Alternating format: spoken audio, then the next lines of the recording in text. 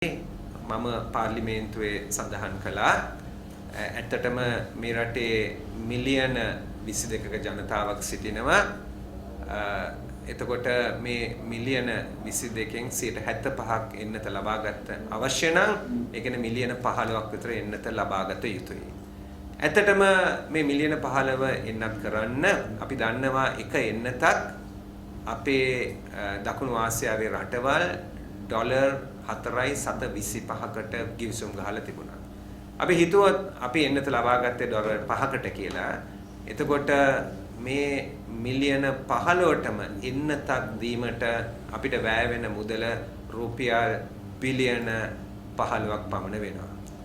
අපි දන්නවා අපිට අර තිබුණ සීනි ගෙන ඒමෙන් ඇති වුණ ගැටලුව ප්‍රශ්නයෙන් රජයට රුපියල් බිලියන 15.9ක් අහිමි වුණා කියලා මුදල් අමාත්‍යාංශය පාර්ලිමේන්තුවට දැනුවත් කළා. මම ඒක කිව්වේ ඒ සැසඳීමක් හැටියටයි අපිට එවැනි මුදලකින් එක එන්නතක් අපේ රටේ මිලියන 15කට දෙන්න පුළුවන්. තව විදිහකට කිව්වොත් මිලියන 7.5කට එන්නත් දෙකක් දෙන්න හැකියාව තිබුණා. දැන් මේ වෙලාවේ අපි ඒක කිව්වේ අපි වෛද්‍ය විශේෂඥයන් හැටියට නෙමෙයි. නමුත් සාමාන්‍යයෙන් ඕන කෙනෙක් දන්නවා, සාමාන්‍ය කෙනෙක් දන්නවා, ආර්ථික විද්‍යාව කරන කෙනෙක් අනිවාර්යෙන්ම දන්නවා ඉල්ලුම සැපයීම කියලා එකක් තියෙනවා. මුළු ලෝකෙම එන්නතක් ඉල්ලන්න යනවා. එතකොට අනිවාර්යෙන්ම සැපයීමේ අඩුපාඩුවක් සිදු වෙනවා. ඉතින් ඉස්සලාම ගිහිල්ලා එන්නත අපිට ඉල්ලුම් කරන්න තිබුණා, ඕඩර් කරන්න තිබුණා. අපේ රාජ්‍ය අවාසනාවකයකට කළේ නැහැ. ඒකට වැය වෙන මුදලේ ප්‍රමාණය මම ඔබට සඳහන් කළේ අර සීනි ජාවාරමෙන් නැති වුණ ප්‍රමාණයෙන්ම අපිට එන්නත් මිලියන 15ක් ලබා ගන්න තිබුණා. දැන් අපි එතන නෙමෙයි ඉන්නේ. දැන් ඉන්නේ ඊට වැඩිය විශාල ගැටලුවක ප්‍රශ්නයක ඉන්නේ. අපිට මේ ආරංචි වුණා ඊයේ කහවත්ත රෝහලේ ජීවිතයක් අහිමි වුණා කියලා. මේක ගැන හොයලා බලන්න මේක මට ස්ථිර කරන්නට බෑ. ඔක්සිජන් වල අඩුපාඩුවක් තිබුණා කියලා තමයි මාධ්‍යයේ වාර්තා වෙලා තියෙන්නේ. මම අහන්න කැමති තව ප්‍රශ්නයක් ඇවිල්ලා මේ කොවිඩ් මර්ධන කොමිටුව කවදද ඇත්තටම අන්තිමට මුණ ගැසුනේ කියන එක අහන්න කැමතියි. මොකද මේක විශාල ගැටලුවක් ප්‍රශ්නයක්. මේ කොවිඩ් මර්ධන කොමිටුව කවදද අන්තිමට මුණ ගැසුනේ? අද ඉන්දියාව දිහා බලනකොට විශේෂඥයා මාසයකට උඩට කිව්වා ඉන්දියාවේ ලක්ෂ 2කට වැඩිය දවසකට මේ කොවිඩ් ආසාදිත රෝගියන් ඇති වෙයි කියලා. ඒ අයට එක කියන්න පුළුවන් උනේ විද්‍යාත්මක පදනමින් එක කියන්නට පුළුවන් වෙනවා. එතකොට ලංකාවේ අපි දන්නවා එක එක වෛරස් තිබෙනවා. අපිට ඒක සඳහන් වෙනවා. ඒක මාධ්‍යයේ තිබෙනවා. එතකොට ඒකේ බලපෑම විශේෂයෙන්ම විකෘති virus වික්‍රියාව muted new viral strains තියෙනවා. එතකොට මේවා අතිශය වේගවත් ප්‍රගතියක් මේවා වලට තියෙනවා කියලා දැන් සඳහන් වෙනවා. දැන් අපේ ගෙදර කාට හරි අසනීප වුණොත්, හෘද වස්තුවේ අමාරුවක්, heart attack එකක් හැදුනොත්, නැත්නම් අංශභාග එකපාරින්ම හදිස්සියෙම ආවොත් අපි රෝහලට අරගෙන යනවා. රෝහලට අරගෙන ගිහිල්ලා අපි කෙලිම යාව ICU එකට දැඩි සත්කාර ඒකකයට බාර දෙනවා. අපිට තියෙන ආරංචි අනුව දැඩි සත්කාර ඒකකවල ලංකාවේ තියෙන මුළු දැඩි සත්කාර ඒකකවල ඇඳන් ඔක්කොම එකතු කළත් එහෙම අවස්ථාවක් නැති වෙන තත්වයකට දැනටමත් රට එතනට ඇවිල්ලා තියෙන්නේ. ඉතින් ඒක නිසා මේකේ ප්‍රගතිය වැඩි වුණොත් විශාල ගැටලුවක් ඇති වෙනවා. අපි ඉන්දියාවේ දකින චිත්‍ර අන්තර්ජාලය හරි බලනකොට රෝහල් වලට ඇතුළු වෙන්න බෑ, ඔක්සිජන් නැහැ, සමහර අය පාරේ වාඩි වෙලා ඉන්නවා, ජීවිත ලක්ෂ ගණන් වලින් අහිමි වෙන තත්වයකට ඇවිල්ලා තියෙන්නේ. ලංකාවත් ඇවිල්ලා ඒ රතු එළිය තියෙන තැන තිබෙන්නේ. ඒ නිසා එදා කිව්වා වගේ එන්නත ලබා ගන්න ක්‍රියා කරන්න, ශීඝ්‍රයෙන් ක්‍රියා කරන්න, ප්‍රශ්න ඇති වෙනකන් ඉන්න එපා කියලා අද අපි කියනවා අපිට ඒ නිසා දැඩි සත්කාර ඒකකයේ තියෙන ඇඳන් ගන්න වැඩි කරන්න දැන් ක්‍රියා කරන්න කියලා අපි රජෙන් කියනවා. දැන් ක්‍රියා කරන්න. ප්‍රශ්න ඇති වෙනකන් ඉන්න එපා, දැන් ක්‍රියා කරන්න. දැන් මේක කරන්න ක්‍රම විදි තියෙනවා. ජංගම රෝහලක්. මේකට කියනවා ෆීල්ඩ් මොබයිල් හොස්පිටල් එකක්. දැඩි සත්කාර ඒකකය එක සමහරට පෑ ගණනකින් අලුත් එකක් ඇති කරන්න පුළුවන්. මේවා මේ වගේ ඒකක තියෙනවා විශේෂයෙන්ම ජාත්‍යන්තර ඉන්ටර්නැෂනල් ඒජන්සීස් වලට මේවා තියෙනවා. UNICEF එකේ ආධාරයෙන් එක්සත් ජාතීන්ගේ UNICEF එක ආධාරයෙන් ඒ වගේම IOM එක International Office of Migration එකට වගේ මේ අය වෙන රටවල් වල හදිස්සි අවස්ථාවල් වලදී මේ වගේ ජංගම රෝහල් ඇති කරලා තිනවා. අපි රාජ්‍යයෙන් ඉල්ලීමක් කරනවා දැම්මම. එතකොට මධ්‍යම ජංගන රෝහලක් හරිද මේක අපි විශේෂඥයන් නෙමෙයි විශේෂඥයන්ගේ උපදෙස් මතයි අපි කතා කරන දේ අපි කතා කරන්නේ මධ්‍යම එකක් ගත්තොත් තව ඇඳන් 300ක් විතර ඇති කරන්න පුළුවන්. ලංකාවේ දැනට දැඩි සත්කාර ඒකක සම්පූර්ණයෙන්ම තියෙන ඇඳන් 700යි 800ක් අතරේ කියලා තමයි සඳහන් වෙන්නේ.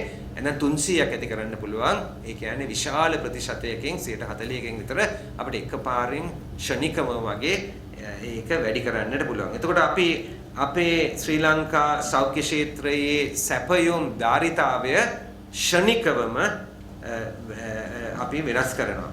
ඊට අමතරව ඇඳන් අවශ්‍යයි, බෙහෙත් අවශ්‍යයි, හයිඩ්‍රේෂන් ෆ්ලුයිඩ්ස් අවශ්‍යයි, ඒ වගේම ඔක්සිජන් අවශ්‍යයි, වෙන්ටිලේටර්ස් අවශ්‍යයි, උස්ම ගන්න අවශ්‍ය වෙන්ටිලේටර්ස් අවශ්‍යයි. මේ ඔක්කොම ඒක හරහා දැම්මම ගෙන්නන්න පුළුවන්. ඒ නිසා අපි ඊයේ විපක්ෂ නායකයාගේ ප්‍රධානත්වයෙන් අපි විවිධ රටවල් වල තානාපතිවරු මුණ ගැසුණා.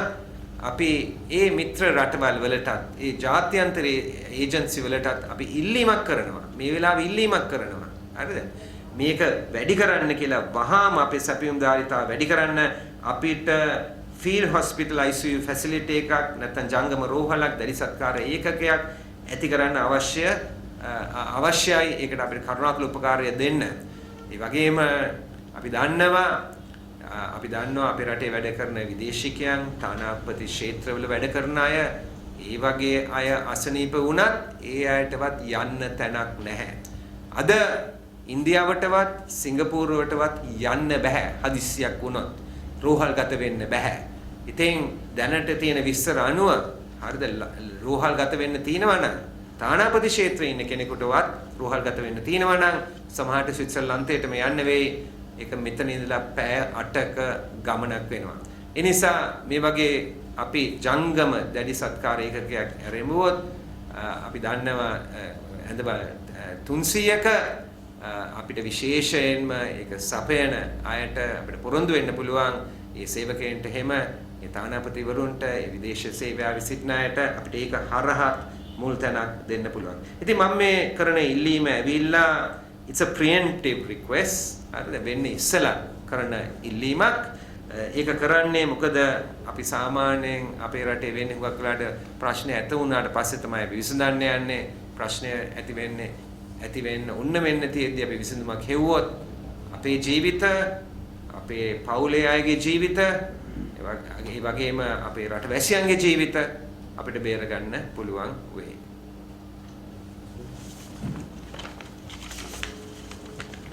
Thank you. හරිද?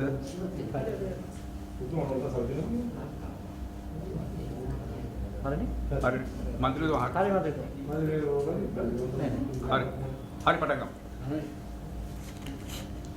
I will say a few words in English and then I will speak in Sinhala.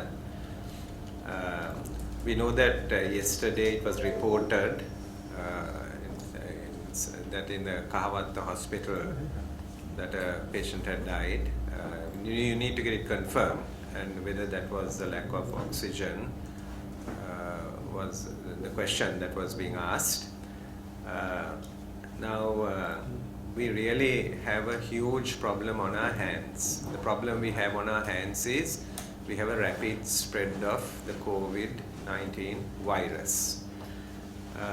We have seen this in the disastrous situation that has developed in India, where more than 300,000 people are affected on a daily basis. Now, several weeks ago, when I was in Parliament, I was calling upon the government to go ahead and actually import the coronavirus vaccination without delay. This is not rocket science. We have a population of 22 million people, and if we vaccinate even 75% of the population, that is 15 million people needed to be vaccinated. We know that the AstraZeneca Oxford vaccine was costing the countries in the region about $4.25 per vaccine. Sri Lanka may have contracted it for about $5 a vaccine.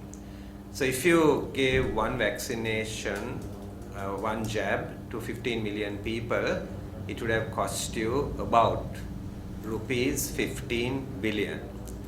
And the loss of revenue on the sugar scam was rupees 15.9 billion. I said that so that you can compare what it would have cost us if we gave one jab to 15 million people, the same loss as revenue as on the sugar scam. If we wanted to give 2 jabs, we could have still vaccinated completely 7.5 million people of the Sri Lankan population. But the problem is the government is very slow in its decision making. It's not rocket science. The whole world is going to be asked to be vaccinated, the whole world, right? And therefore it's obvious that there is going to be a supply problem because the demand is very well established. This is what actually happened. Today we are facing another crisis. The crisis is that there are various variants of this virus, and we don't know how it is affecting the people in this country. We are told that there is about 1,000 people who are COVID positive tested daily, and that has been over the last few days. It's an escalating number. The actual number of COVID positive people could be estimated to be maybe 3 to 5 times more than the official number declared, and it's for a simple reason that we are under testing. So if you increase the testing, and I have spoken to medical personnel, they say it may be even 3 to 5 times more than the official number if more tests are being done. We also are aware that there is no ICU capacity. There are 700-800 probably ICU beds in the country, and that ICU capacity is completely exhausted. So if you have somebody in the family who gets a stroke or gets a heart attack, right, it's going to be a near impossibility to get an ICU bed to save that life. We have seen the pictures coming out of India. They're tragic pictures of people on the streets, people without oxygen, people dying without any help. Sri Lanka is in the red light zone on this. And that is why I'm speaking preemptively, because before we get to that stage, we need to take action on behalf of our people. Yesterday, the leader of the opposition, Honorable Sajith Premadasa, and some of us met the international community. We met most of the countries representing our friendly partners, and we talked to them about the COVID situation. The request I'm making today is devoid of basically political party and so forth. It's on behalf of really safeguarding our population, right? Just like we made the request to preemptively get the vaccine, I'm making a request today that we should preemptively get a field mobile hospital with ICU facilities. A field mobile hospital with ICU facilities. This hospital could be deployed within hours in Sri Lanka. If you make a request to the international agencies, right, and our friendly countries, even through UNICEF and the International Organization for Migration, these facilities are available and they could be deployed here. These facilities could be deployed urgently and quickly in a Air Force area or even in a civilian aircraft hangar area. Maybe we need a mid-size one, maybe with about 300 beds, right? We are politicians, we cannot advise on the technical requirements. The technical requirements must be advised by people in the field, but on the advice that we are being given, they said that we should probably at least get a mid-size one.